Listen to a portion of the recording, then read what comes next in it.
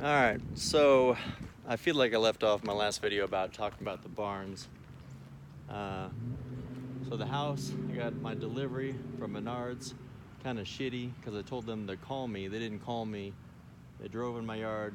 They dropped this shit in my driveway when I've got ample barn space, garage space. Uh, so mildly shitty about that, but they gave me my money back for the delivery, so that was good. This barn, it's got some kind of wood siding, whatever, I don't know. So I'm gonna end up putting the same metal that's like on the roof on the side of this. I should be able to just put it right over the top of this wood. The roof is in pretty good condition. The roof is one color on one side, and I found out the other day that it's another color on the other side, so I'm not really sure how or why that happened. This side also has some issues. It's got, looks like this used to be a door at one point. This window is kind of dope if, you know, one wasn't broken out, and it also kind of is like barely there.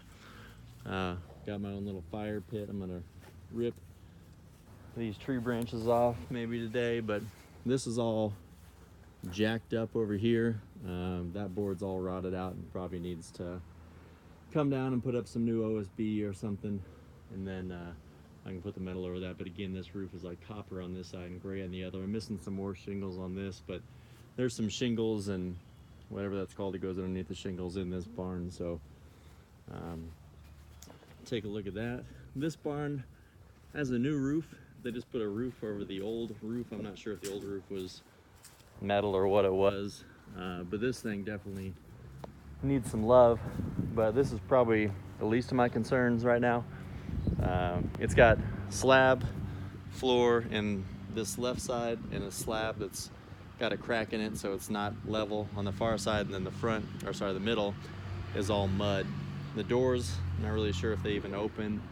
The wood on this side isn't terrible other than the paint making it look like crap, but the other side, it's missing some of the boards, so it's got OSB there, and I haven't tried to open the doors yet. Not sure if, you know, the overhead doors, these doors obviously are open themselves. Came in here the other night and there was a bird in here. That'll scare the shit out of you if you're not prepared for that.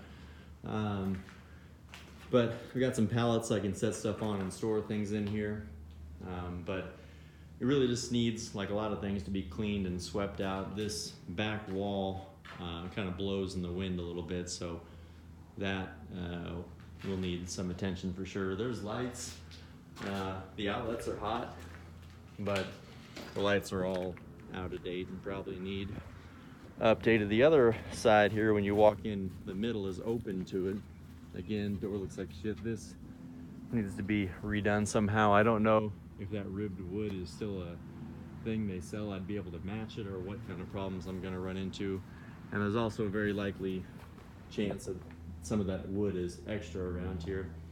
So this is the one where the floor is cracked. There's also a bottle that's cracked. Breaker box, like every other thing in this, every other breaker box, it's a little bit suspicious. So I'm not sure what is going on, why they're all open, but again, some crappy looking lights, a decent light there. Left me some car ramps that I'd be more than hesitant to drive my car up on, a bike seat, some random, looks those are really old lights, a fan that more than likely does not work. Gray Wolf poster, I don't know.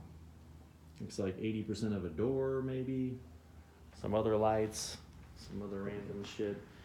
So inside here, and again, all these outlets work. Again, it's mud in here with some, I don't know where that extra siding's from. But this, I don't know what this is. Maybe one of you guys knows. This was maybe something they used in the past. You know, maybe this, I'm sure this was some kind of farm house of some sort back in the day.